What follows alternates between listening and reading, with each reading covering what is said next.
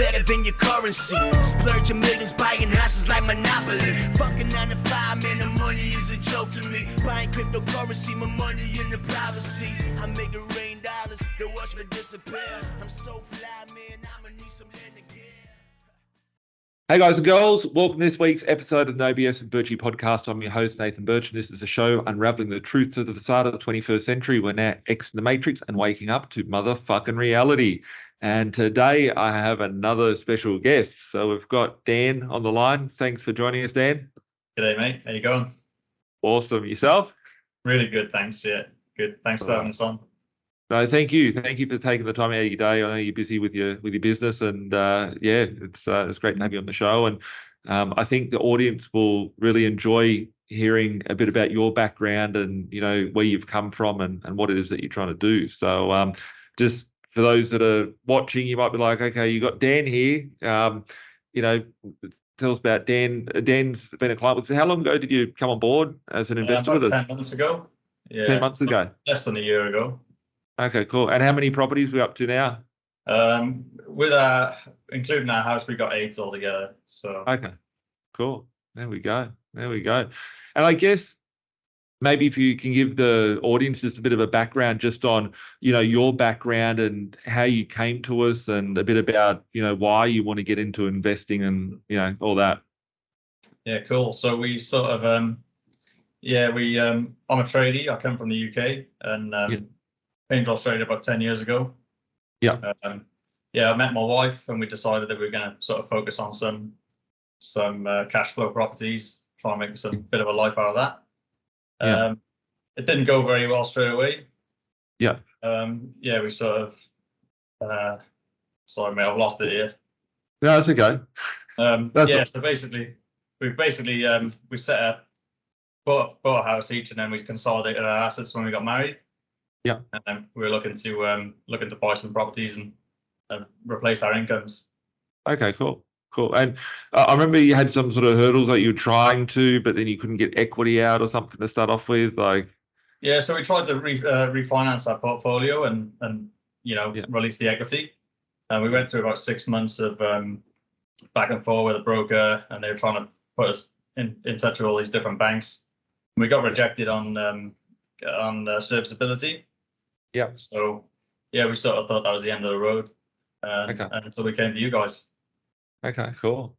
And we've gone from there. So next stop, double digits. Yeah, hopefully. Yeah, we'll be there soon. So you said you came here 10 years ago. You're a tradie. What's your business now? Like, what is your business that you're running at the moment? Yeah, so we do a boutique laser engraving business. So it's specialised in personalisation of drinkware and giftware, stuff like that. Okay, cool. So it's a boutique business. We run it from home here in Darwin. So okay. And is it more of a do you do more commercial or corporate stuff, or do you do like personal stuff? We do a bit of both. We work for the clubs. We do awards. We do businesses, high definition business logos. Basically helping people to display their brand. And cool. It's good. We enjoy it. Cool. And I think your position, a lot of people in business don't actually think what you're thinking, right? There's a lot of small business people out there in the country that are running their own business.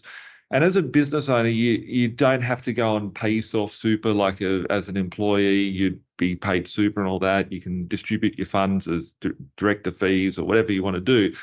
And what I've found over the years is that a lot of investors that come to me and a lot of people that have had businesses, they work very good in their business, they work very hard in their business, they may or may not make lots of money in their business. If they make lots of money, they generally don't think about, okay, what happens when I want to stop doing those tricks of having to get up every day and working and running my business. And you can have a business and you've got good active income coming through, but then what are you doing to turn that active income into passive income? And that's I guess where we've had the chats, and your goal is to get your personal income coming from the property portfolio so you don't have to keep doing labor intensive things as far as your business. And a lot of people in business, I think there could be a lot of people watching that are business owners that are like, shit, I make good money, I'm watching my kids grow up. I'm, buying the house and doing all the things that I meant to do, but I haven't really thought about 10 years, 20 years, 30 years, 40 years time.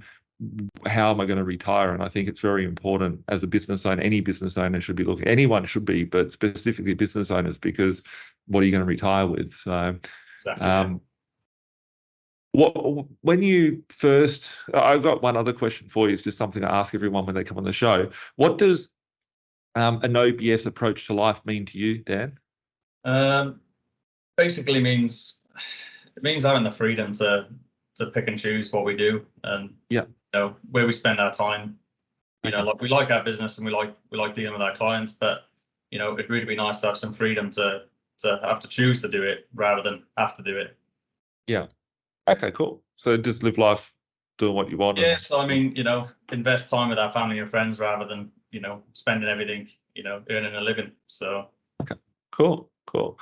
And I guess, like, how far was there, like a moment when you go, shit, like property, something I should be doing or want to be doing, or did you gradually fall into it? Some people like to have like an aha moment, or yeah. So back in the day, I sort of always seen property as like a store of wealth, rather than paying rent. It's good to have a property that eventually you'll retire into, or you'll have something to sell at least. But like it doesn't solve all the maintenance costs and the running costs. So it was always a store of wealth for me rather than a source of income. Okay. So a bit of a shift there to sort of seeing what's possible. Like when we discovered you guys, and going through the podcast and listening to the sort of all the education and the advice. That was the aha moment for me, is realizing the possibilities. Okay. Cool. Awesome. And so, do you think, like, since when you first started investing to say when you got a few properties to where you are now, like what would be like probably the biggest things that you had to change? Like, would it be your mindset, or like what changed for you along that? Yeah, definitely the mindset. Definitely getting educated, taking it seriously, and realizing that there's really no good having money in the bank just to waste on smashed abos and things like that. When you got nothing to show for it at the end. So really setting those things in stone on the way, buying yourself some leverage along the way. Cool. If you haven't got the assets, you can't lean on them. So exactly. And I guess looking at the assets that you've bought since coming on board, do you have a favorite property? Like, is there one that jumps out to you where you're like, shit, this one's really cool? So out in Queensland there was a 2-bed unit. Okay. Very nice little place. Nice, good rents, good clean property. What sort of price did you pay for that one? It was 180, sorry, and it was 185. And what's it rent for? Actually, I think it was renting for 350 now. 180, 350. Okay, cool. Yeah. And what is it that you like about that one specifically? It's just completely maintenance free, hassle free. Just goes off in the background. The people living here, they love it. It's just no problems, no issues. Yeah. People don't think that you can buy for 180k, rent for 350 a week, eh? Yeah, that was a great buy. So very happy with that one. Is it in a little tiny town, or is it in a big location, or? So I think it's like a small town in a remote, a regional city. So regional city, okay. Yeah. Cool. And I guess I don't know if you want to answer this one, but now that you've got the portfolio, how much sort of cash flow comes through? Gross cash flow do you get per week or per month or whatever? Yeah, so gross cash flow is about 10k a month, just over. So we're really happy with that. We wanted to get it up to over $2,000 a week. So really happy with that, and it's going up all the time. Obviously, all the rents are coming up for review, and everything's falling behind in the market. Can't keep up, so that's good. Awesome. We're happy with that. It's quite the coolest part I see with investors is that there becomes a point when people think they go to work, right, and everyone's just been designed and programmed from a young age to go, okay, you got to get up, got to work, got to all these sort of things. And what's a job? What's a maximum job going to pay? People might be on 50 grand, 100 grand, 150k, 200k. They're a CEO of a company, whatever.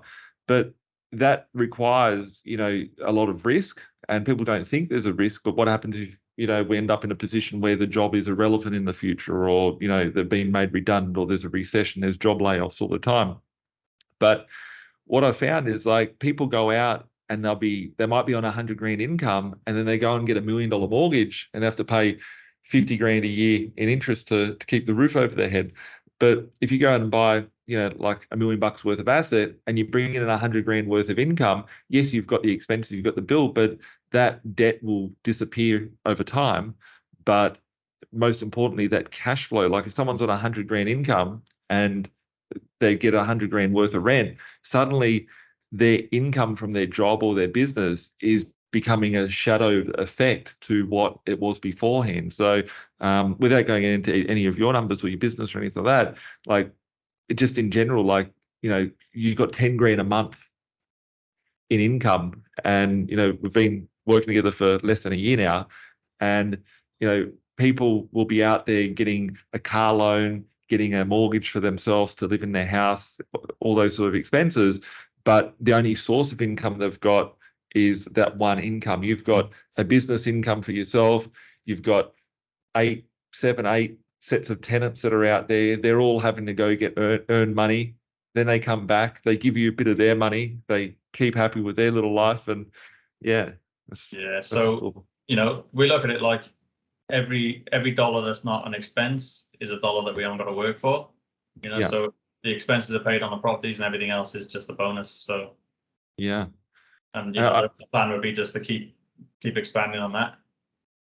Yeah, that's the game of it. Like, a lot of people get investing wrong. They sit there and they're like, oh, I must buy a house that's on this side of the street or in this location, but without looking at the fundamentals. And I think it's important, you know, that we look at the fundamentals there and be like, cool, there's that cash flow coming through. We can utilize that and keep expanding it. So I often hear people that get scared on the journey, right? Over 14 years of doing this business, I've seen people that will go, oh, I've bought 2 properties, but I'm scared because, I don't know, I want to, you know, travel, or I want to have a kid, or want to get married, or whatever the case may be. And people put things off. But it's like, if you're, you know, having a kid, or if you're doing something, you need to have more cash flow coming through. So if you've got something that's giving you $50 a week, you've got something that's giving you $100 a week, the goal for people should be like, shit, this thing works. So I need to get more of those things into my orbit that I can, and collect more cash flow. So or we'd buy them all if we could. Yeah. Same here. It's people sometimes say, Nathan, why don't you buy all the properties, right? Why don't you buy them all? It's like, I wish I could, right? I've had conversations from 10 years. There's no properties that I've ever sent to anyone that's like, wow, I wish I didn't buy that. Like, I wish I had bought every single one of them, but I physically can't. Yeah. So, Dan, when you first came to us, like, tell us about what your goals were then, and what your goals are now, if that's cool to ask and share that. Like, I suppose our goals were just to get our equity out of the property, you know, just to get that cash back, the initial deposits we put down, and then utilize that somewhere. Didn't realize it was going to run into, you know, buying multiple properties at once, and all that sort of stuff. But, you know, once we realized we could get access to that money again, sky's the limit, really. So our goal was to buy about maybe 2 properties a year, 1 to 2 properties a year for the next 5 years, and stack up maybe, you know, 10 properties, and that'd do us. And then, goals now, you know, we'd like to get that 10 grand a month to 10 grand a week, and we want to try and get about 22 properties to replace our incomes completely, and then sell our business. So beautiful. That's our mission. That's a big mindset shift, and like, to go to 10 grand a week, 10 grand a month, that's going high. Exactly. I still remember our first phone call when we were chatting, and we're like, oh, we'll get 1 or 2 and then we'll see how we go with the finance. I still remember it was like about 6:30 of the night. I remember where I was standing when I spoke to you for the first time, and our chat about it. So, well, because we'd already been knocked back quite severely. We'd spent 6 months, you know, on the phones, filling in forms and going back and forth, and, you know, getting let down. We sort of thought, like, you know, well, if we could get 1, it'll be a great start, you know. And then we consolidated our assets. So Monica moved out of her house into our house here, So that one became a rental as well. And then we just stacked on top of those. Awesome. And to think about it, like you've now come to a position of 8 properties in the like collectively over the last to that point to now. And if our goal is to get to 22 properties, we're sort of like 40%, roughly 40% of the way there to getting to where we want to be. So, a lot of people would be sitting here going, shit, if I could just get to 8 properties, right? And it's like, we've only been talking for a year and, we're already at 8. So we were thinking the same thing. So, it's just, it's all happened pretty quick, but it's been really good. Yeah, awesome. And I guess like when you went through and you bought like four properties, was it at once? Yeah, 4 ones, yeah.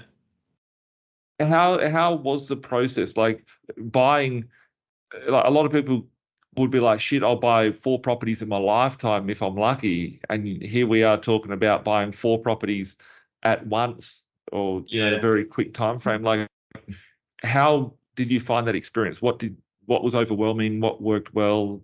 Yeah, like tell us about that. It was a case of just taking action. When the paperwork came through, quickly print it all off, drop everything, run out, get it signed. Get things certified, all that sort of stuff. So there was a bit of running around there. We have to shut up shop and do all that stuff. So there's a bit of running around to do. But I mean, at the end of the day, if you don't take action on these things and be quick, you're not going to get the deal. So we like to strike when the iron's hot. And when you bought, like, if you bought just like one property, you'd have to go and get the same documentation done. Yeah. Anyway, so do you think that it was like anything different by doing it 4 times over? Like if you had 4 contracts, 4 pest and building inspections, 4 lawyers, did you find anything out of line? Well, because of the team, it made everything easy. So, we had a lot of people to lean on in terms of your team and people to walk us through it. And, if we're unsure of something, you just make a phone call and, Charlie looked after us as well. Beautiful. Awesome. Because I think a lot of people think like, okay, I'll buy 10 properties and I'll buy 1 every year. And by the time you get to the 10th year, the properties have gone up a lot in value and all those sorts of things. And people might think, well, I'll buy 1 today, wait 6 months, buy another one, or if I'm going to buy 10 properties in a year, you'll buy 1 every month. But when you are going to the bank is the hardest objection to overcome. And if the bank's giving you the green light to the loan, it's sort of like you're copying and pasting that application 4 times over instead of just the one application. So it's done on scale. Well, I think they prepared us for the bank very well. Obviously, like they didn't before. So they took everything, put it all together, presented us as a good client, and we got the loans and we were way to go. So awesome. Really good, really happy with that. Well, a little shout out there to Zinger. Yeah, definitely. Zinger and Peter there. So there you go. Awesome. Thanks, Dan. And another question I've got for you is, since because the properties are still quite new to the portfolio, have you pushed up any of the rents yet, or? Yeah, well, they've all gone up. So everything that we settled was under market value. So there was an opportunity there straight away, which was great. So as soon as we could move them into the market value, we did that. And so. What sort of rent increases did you get? Like just roughly, I think $60, $30, $25. All different prices. But everything, just every time something comes around, they've all got an increase on just to keep up with the market. So and it's the thing, I think a lot of people don't realize that, like, when you're buying a property, like people say, oh, but Nathan, how do you buy a property that's below market value, all those sort of things. But it's not just that agents misprice things when they go to sell them, they're actually mispricing them when they're renting them. And if you've got $60 a week, if you've got 10 of those properties, push them up $60, that's $600. That's 30 grand a year. Why didn't the old owner do that when they own the property, right? They've sold this property that's under market, but then also the rent is under market, which affects, maybe if they push the rent up by $60 before they sold it, they could have attracted other buyers that would be like, shit, I'll pay more money for it. So it's, I think the risk of losing the tenant for, some of these tenants have been there a long time. They don't want to upset them. The risk of losing the tenant is greater than living with a low rent. So crazy. And have you lost the tenants? no, tenants are still there. It's pretty funny, eh? Like, it's a lot of people have that fear. So, they're a good tenant, Well, there's moving costs and that. It's not like you're taking advantage of people, but it's you've got to keep up with the market. That's where the opportunity is. That's why you invest your money to make these opportunities. So I think it's unfair on tenants if they don't have rent increases. And it might sound weird that I say that, but like, if a tenant is at $200 a week and they should be at $350 a week, if you were to come in and push it up $150, they haven't been prepared for that, right? And if an owner keeps them and they go, well, I've got to move somewhere else, I can't afford that, move somewhere else, and they realize they can't, they're so far behind the 8 ball. So if it's only like, if we're increasing like $30, $50, those sort of things, they're not much of a bit, but they all add up. I think it's important that everyone's on top of their rents, A, for their own personal cash flow, but B, because of the tenant. Like, I've seen it hurt tenants a lot out there.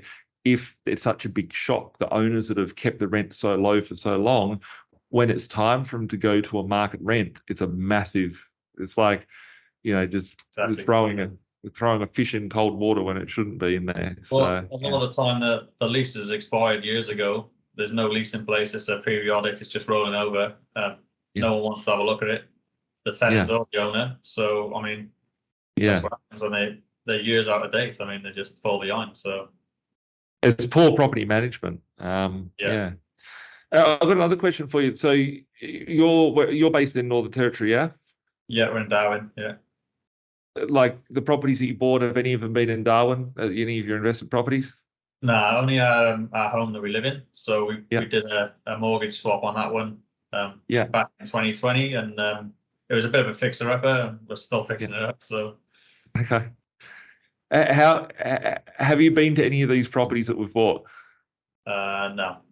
They're just, sometimes people have fear. They think, I've got to buy my backyard. I've got to buy that I can see. And I haven't seen any of my property apart from the one I sold. I lived in that one first, so that was in Adelaide. I sold that one because it was negatively geared. To buy this one. So I think it's best to keep the emotion out of there for investing. Like, it doesn't matter what color the carpets are, and what color the walls are. I think you're just better off stepping aside from it and just looking at numbers. Yeah. And as, I guess, a reflection, like, I can always tell the mindset of the investor as to how successful that they'll be, because like, people that worry too much on the color of the walls or whatever the case may be, it's like, well, you're looking at all these other things, but you should be looking at the 50 grand equity, the $60 a week worth of extra rent you could be getting, and all these different things that factor in, treating it like a business. Exactly. Yeah. I guess if we can go, if we hopped in the DeLorean, Marty McFly's time machine, and go back to the future, what things would you have changed in your journey compared to where you are today to where you started off at? What things do you think you could change? I definitely would have invested when I was younger. Not wasted so much money. But yeah, I suppose getting educated would be the first thing I'd say. Get educated, get a mentor, get someone that's going to teach you about the economy, teach you about the drivers of the market, and what brings properties into good positions. And okay, cool. I think that'd be the main thing. Is it, like you said, you had a negative geared property beforehand? Like, did you buy that negative geared property for a specific reason, or was it just a house you lived in? Or I bought it just to get into the market. It was what I could afford at the time when I was a tradie. So I did a little bit of a cosmetic reno on there, and then I lived in it for a year, moved out, put it up for rent. Couldn't get $400 a week for it, so I ended up getting it for about $380. I held it for about a year. It was just rubbish, But I think that the mindset of the tradies and stuff is like, get a negatively geared property, save some tax money, don't give it all away. Yeah. It's just, again, it's the opposite to making money. It's like losing money for the sake of owning a property. So I always think like having a negative geared property is like having a business and saying, okay, let's not do any work. Let's not answer the phone call so we can save some tax. It's like you never see that happen, right? Yes. But for some reason, here in Australia, I think the people that tout negative gearing and talk about negative gearing as a tax benefit or any tax benefit stuff is just trying to show that that's the only thing that they can sell the property based on, and it's become a thing that's like of acceptance. It's like, let's negative gear it. It's good to negative gear, but if you had 10 properties that were negative geared, you'd be going broke because it'll be costing you each week. So exactly. Well, but I think again that boils down to that was my lack of education at the time. Going back to my childhood, you buy your house, you live in it forever, and that's your asset when you retire. But it doesn't work like that. It doesn't give you financial freedom. So yeah. I think it's also sort of like, I remember this analogy years ago that I used a couple of times. It's like if you had $500,000, right, and you could buy a Lamborghini for that. The day you buy the Lamborghini, you have to go and pay rego, insurance, and servicing, which isn't cheap to upkeep. A lot of people think of a property as, okay, I've got to buy the house to live in. I can borrow $1 million, so let's go and buy a $1.2 million house. They try and stretch it and push themselves way out of the thing. But at the same token, with that same $500,000, you could go and buy 20 Hyundai i30s or Ford Falcons or whatever, send them out to be taxis or Ubers, collect that cash flow, and with the cash flow, then buy then go and buy the Lamborghini. What sort of things would you want to change? Was there things that you'd think that you'd do differently if you had your time again? Is there things that you wouldn't change? Like what would you advise yourself if you could find the earlier version? I definitely would have got myself educated and found a mentor, someone who was where I was or where I wanted to be, and sort of work towards that and understand all the market drivers and everything before I took the plunge. And I would have invested a lot sooner. Okay. Sure. Cool. Awesome.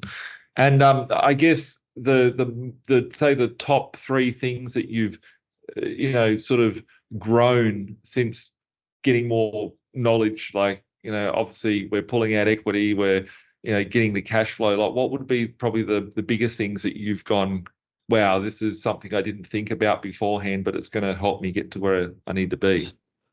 I'd probably say my attitude towards debt and inflation. So understanding that, holding debt for long periods of time is beneficial for assets and beneficial for your net worth. Cool. And everything goes up with inflation, so you can be a beneficiary and a victim. Yeah, awesome. Any others that are outstanding for you? Like, what was the question again? What would be the top 3 things that you would have that have changed, like that you've acknowledged, like, on your journey? Yeah.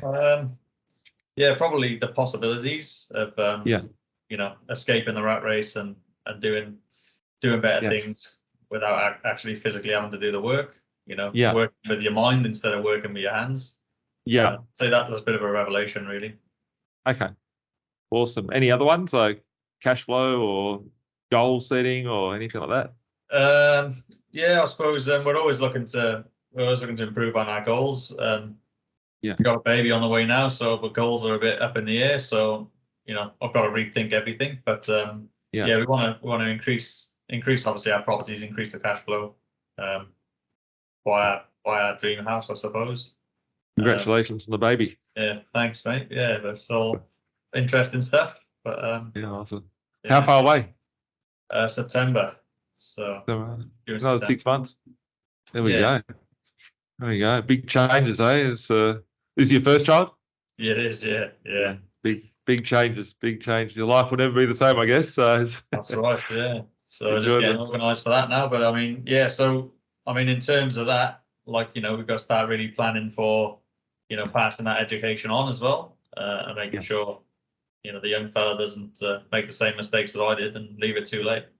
Yeah, it's good. It's good. I guess, as we've all grown up, our parents haven't really seen the system of, using debt when they were younger. They were taught, debt is bad. pay off debts, get money, save, all those sorts of things. But the world is a different place now. And, us having more knowledge, we can pass that information on and train the kids up to be different as they grow. So, yeah, I mean, my parents, they bought their own house years ago and, paid off the mortgage. But this day and age, they're so scared to put the heating on because it costs so much. You can own the house, but you still got to pay for the utilities and the insurance and all that stuff. So the costs don't go away.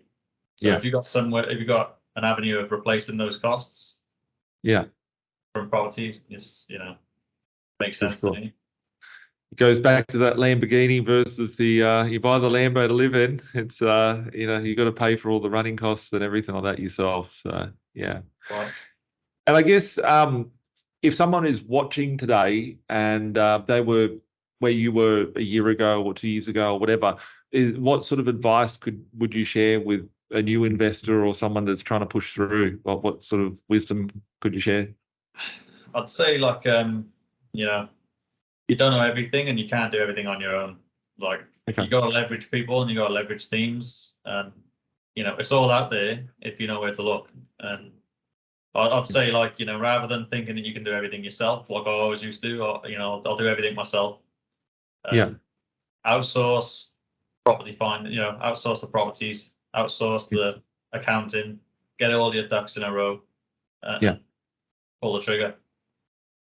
Yeah, awesome. And I think the team is very underrated. Like when you talk about that team, a lot of people might be sitting here going, well, my uncle's a mortgage broker, or my friend is an accountant, or I'm going to use my parent's friend that's a solicitor. It's important that those people, like you've used two different brokers, but one broker said that's the end of the road, and that's a roadblock. And the other one said, hey, that's a building block. We can use that to get you moving forward. And, your accountant, for example, might be sitting there saying, okay, let's look at how we can save you tax.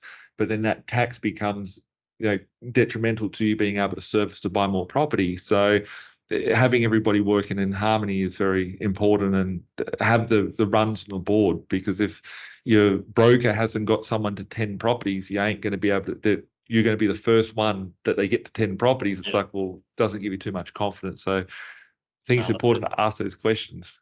And it's very important to have a good team, and like I say, for them to work together and work within your interests. I think that's it's a must. Yeah, awesome.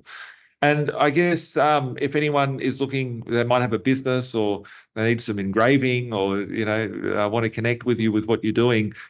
Where would someone be able to get in contact or be able to find out your business? Maybe give us a couple of minute plug on on your business. Yeah, so we do high definition laser engraving and personalization on drinkware and high ticket items for sort of drinkware and gifts and stuff like that. So find us on Facebook, Outback Engraver, Instagram, send us a message, go to our website, outbackengraver.com.au, check out our stuff.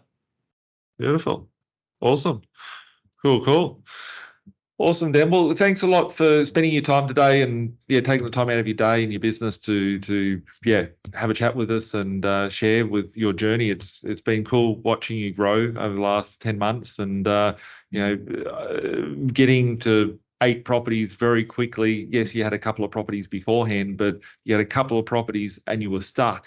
As I said at the start, like people could be watching this thinking on a business perspective, hey, I haven't thought about, building passive income for when I want to retire from the business. Someone might be watching here going, well, I'm stuck. I've only got 2 properties, like not thinking, okay, maybe I can get from that 2 to 8 to 10 to 22. So, really appreciate you sharing, your journey with us. And it's been humbling to be a part of that journey and you wanting my help and the team's help on getting you there. So I really appreciate it, Nate. It's been really good, and we're happy to keep moving forward and seeing how far we can get. So, awesome, mate. Thanks. Now that I've acknowledged that we've got ourselves to 8 so far, there's like properties. I remember every single property that I buy for everyone, but it's like sometimes it's like we're number 7 or 8 or we're at 9, are we? But now that we're at 8, let's make sure we 9's under contract. Yeah. So 9's on the way. We need to get to 10. 10's double digits. I think it's a celebratory one. That's it. Yeah. Awesome, mate. Awesome. Yeah. Well, thanks a lot for that. And thanks for everyone for watching today. I think it's cool that, we've got Dan that has been watching the show and now he's on the show talking about his journey of what he's learned from the show. So, make sure that you subscribe and watch and listen. And you can find us on Google Play, Apple Play, and Spotify each week. And make sure you go check out Dan's website and his social media handles, which are on the screen if you can see it. I'll make sure we've got that on the screen here. Go and check out Dan's business and give him a bit of support. Catch up soon. Have a great day. Thanks, mate. Yeah, like Bilal said, man, we're stuck in the matrix. This my advice, don't care if you take it. The dollar back to die, soon to be hyperinflated. This my 2 cents, don't care if you save it. Joint be decentralized and you will see you been lied to the whole time, and it's the irony, cause they do the exact opposite. You become a slave to the system, enough your money, all they do is profit. There's no conspiracy theory, you better hear me. Crypto will set you free before the system does. I don't care if you do or you don't, but what I'm saying is the truth to the reason you choke. I've never been a failure, excuse my behavior. Keep talking, haters doing me a favor. They all telling lies, I know what they been telling you. I'm the opposite, the Donald Trump of Australia. It's amazing, here for the taking. My time is never wasted, just getting wasted. These girls say I'm really breathtaking.